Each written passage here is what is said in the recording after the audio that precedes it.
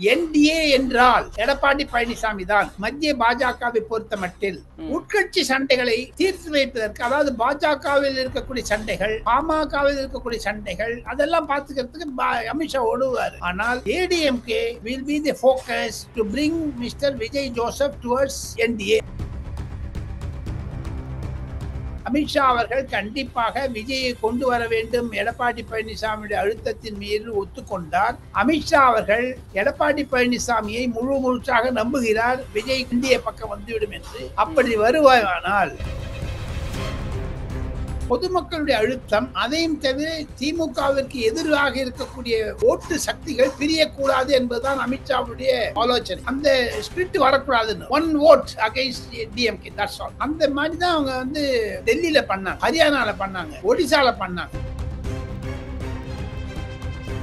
ஆதவ் அர்ஜுனா மீது விஜய்க்கு இருந்த நம்பிக்கை குறைந்து விட்டது. விஜய் மனதை புண்படுத்தியதாகவும் எடப்பாடி பழனிசாமியிடம் ஒரு மன்னிப்பு கேட்டதாகவும் கேள்விப்படுகிறேன். ஆதவ் அர்ஜுனா விடுதலை சிறுத்தைகளை கொண்டு வரேன்னு சொல்லி அஷூரன்ஸ் சொன்னாரு, அது ஃபெயில் ஆயிட்டாரு. ஒரு அவநம்பிக்கையும் விஜய்க்கு ஆதவ் அர்ஜுனா மீது இருக்கிறது. அவர் கொஞ்சம் ஓரங்கட்டப்பட்டதா இருக்கிறார், ஒதுக்கப்பட்டிருக்கிறார். இப்போ வேல்முருகன் அப்படி பேசுவதற்கான பின்னணி காரணங்கள் என்ன, பின்னாடி யார் இருந்து பேச வைத்திருக்கிறார்கள் அப்படிங்கறதுல உங்களுக்கு ஏதாவது பார்வை இருக்கா? திமுக காரணம் என்ன என்று கேட்டால், திமுகவும் பாஜக பத்தி பேசுறாங்க, ஏடிஎம்கேயும் பாஜக பத்தி பேசுறாங்க. காரணம் 11 ஆண்டுகள் மத்திய அரசாங்கத்தில் நரேந்திர மோடியினுடைய ஆதிக்கம், ஆளுமை. அதை தவிர anything Narendra Modi can do என்ற பயம் இருக்கிறது. என்போர்ஸ்மெண்ட் டைரக்டரேட், சிபிஐ வச்சு அந்த பயத்தால தான் இவங்க இருக்காங்க.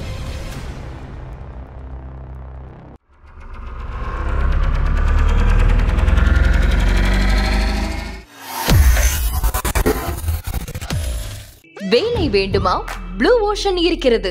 10th 12th டிப்ளமோ டிகிரி படித்தவர்களுக்கு உணவு, தங்குமிடம், இஎஸ்ஐ, பிஎஃப், இன்சூரன்ஸ் உள்ளிட்ட சலுகைகளுடன் அனுபவத்திற்கேற்ற நல்ல சம்பளம் 15,000 முதல் 30,000 வரை. பெண்களுக்கு முன்னுரிமை. 2,000க்கும் மேற்பட்ட வேலை வாய்ப்புகள் உள்ளன. இப்போதே தொடர்பு கொள்ளுங்கள். Blue ocean.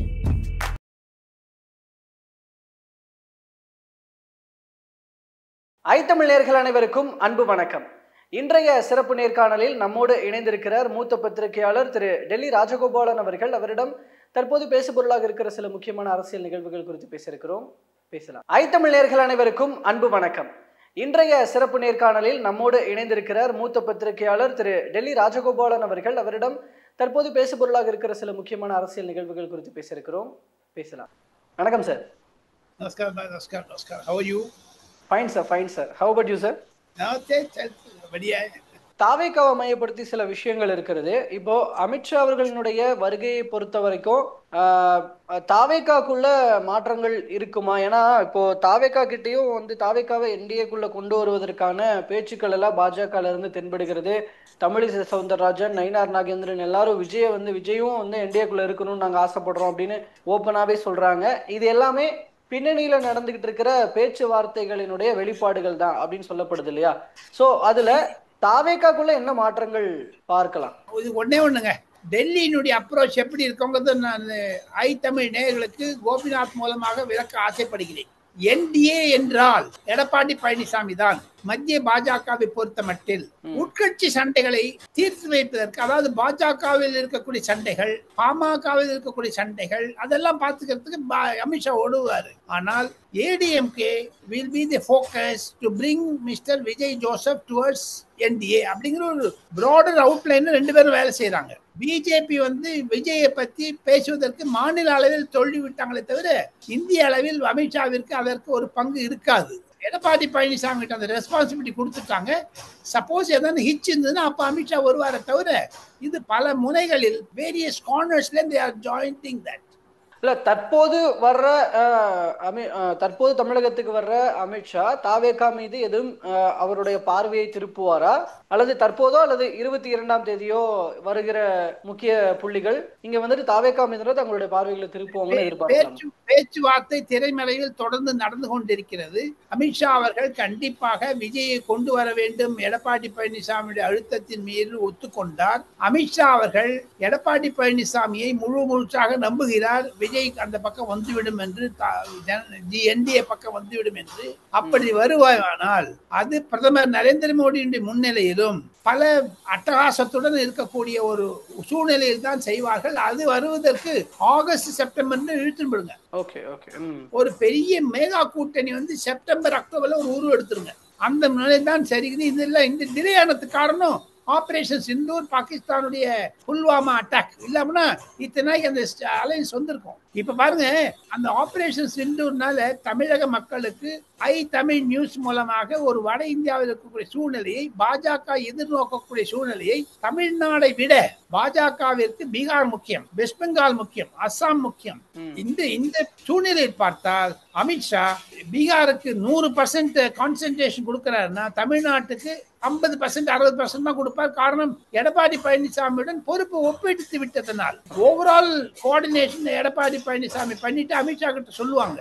இருப்பினும் பீகார், மேற்கு வங்காளம், அஸ்ஸாம் 3 தான் மிக மிக முக்கியம் மத்திய பாஜகவை பொறுத்தமட்டில். தமிழகத்திற்கு திராவிட முன்னேற்ற கழகத்தை தூக்கி எறிய வேண்டும் என்ற ஒரு மேஜர் பாலிசி டிசிஷன் இருந்தாலும் அதற்கு உறுதுணையாக எடப்பாடி பழனிசாமி மீது 100க்கு 100 நம்பிக்கை வைத்திருப்பார்கள் மத்திய பாஜகவினர். ஓகே, இப்போ தாவேகாவை பொறுத்த வரைக்கும் என்டிஏக்குள்ள அதிமுக கூட கூட்டணி அமைப்பதன் மூலமாக, என்டிஏக்குள்ள வருவதன் மூலமாக கொள்கை எதிரியான பாஜகவோடு கூட்டணியா அப்படிங்கிற விமர்சனத்தை எதிர்கொள்ள நேரிடும். அதனால் தவிர்க்கலாம் அப்படின்னு அவர்கள் முடிவெடுத்தாலும் கூட அந்த முடிவை தாண்டி எப்படி என்டிஏக்குள்ள வருவார்கள், அதற்கு என்ன விஷயத்தை பாஜகவோ அல்லது அதிமுகவோ செய்யும்? பொதுமக்களுடைய அழுத்தம், அதையும் தவிர திமுகவிற்கு எதிராக இருக்கக்கூடிய ஓட்டு சக்திகள் பிரியக்கூடாது என்பதுதான் அமித்ஷாவுடைய யோசனை, ஆலோசனை.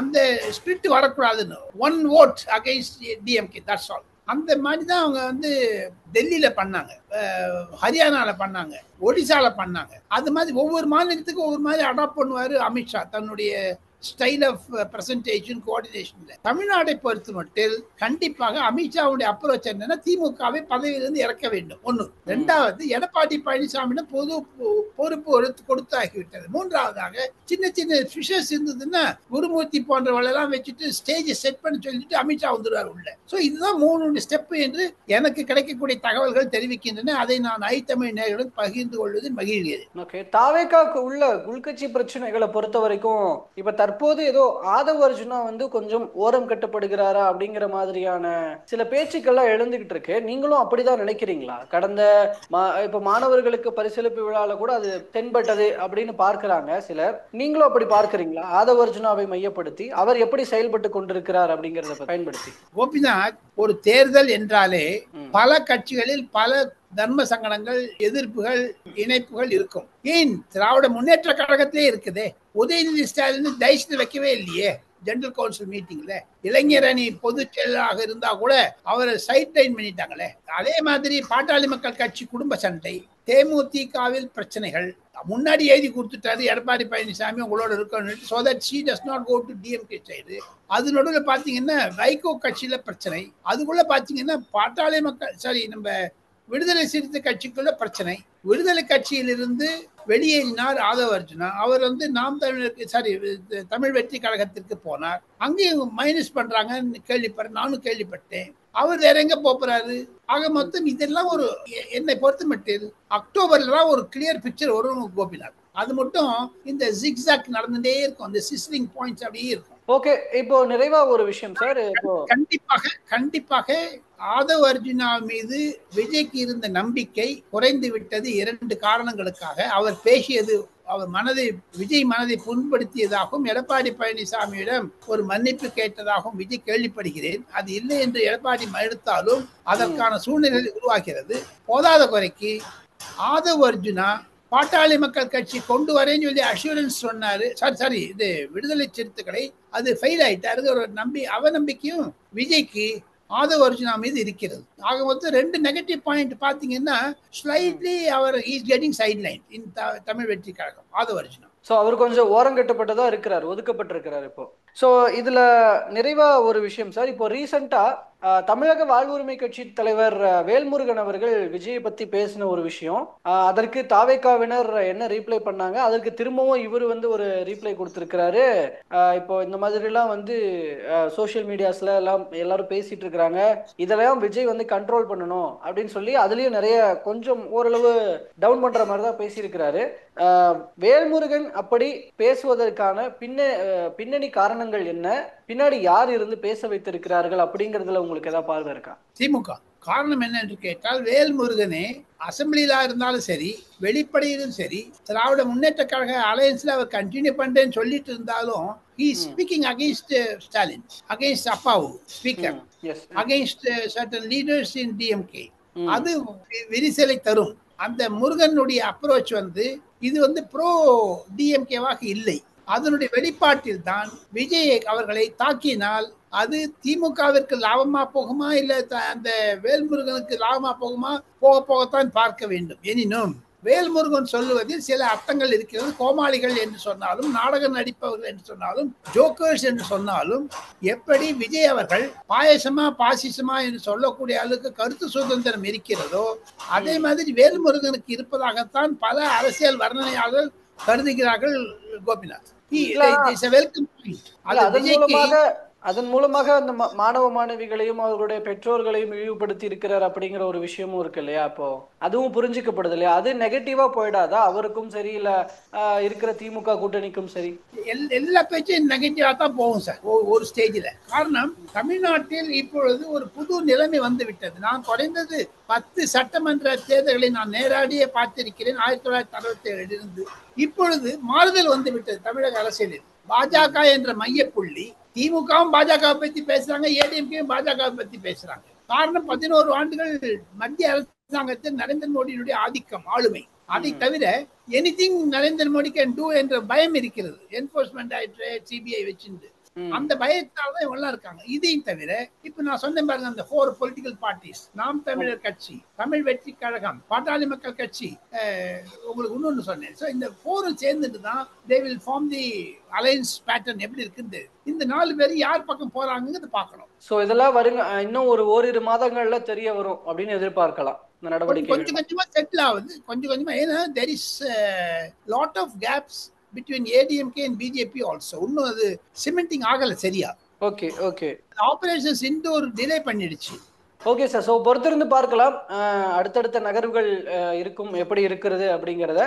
அப்போ தொடர்ந்து பேசலாம் சார். தற்போது வரைக்கும் கருத்துக்களை பகிர்ந்து கொண்டமைக்கு நன்றி சார். தேங்க்யூ.